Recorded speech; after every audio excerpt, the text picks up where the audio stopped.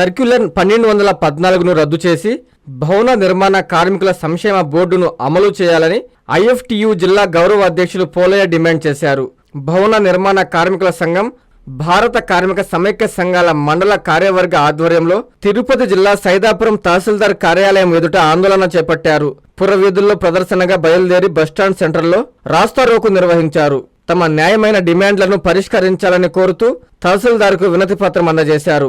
ఈ సందర్భంగా జిల్లా అధ్యక్షులు డిపి పోలయ్య మాట్లాడుతూ, రాష్ట్ర అభివృద్ధిలో కీలక పాత్ర పోషిస్తున్న భవన నిర్మాణ కార్మికులు రాష్ట్రంలో 35 లక్షల కుటుంబాల వారు సుమారుగా 40 రకాల వృత్తులలో పనిచేస్తూ భవన నిర్మాణ రంగాన్ని నమ్ముకుని జీవిస్తున్నారన్నారు.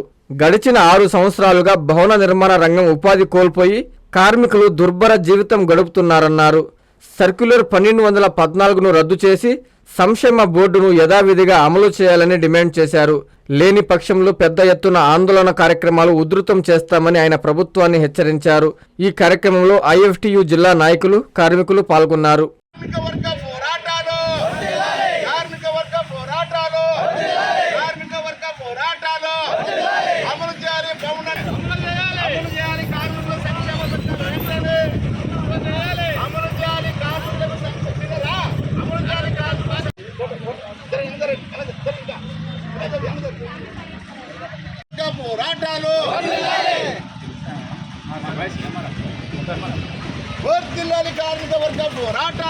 కాంచీపురం పెరుమాళ్ సిల్క్స్ 1+1 మగ్గం ఫోల్డ్ పట్టు శారీస్ 900, 1+1 సాఫ్ట్ సిల్క్ పట్టు శారీస్ 2500, 3 కంచి పట్టు శారీస్ 4500. కాంచీపురం పెరుమాళ్ సిల్క్స్, రాజమండ్రి, తిరుపతి, నెల్లూరు.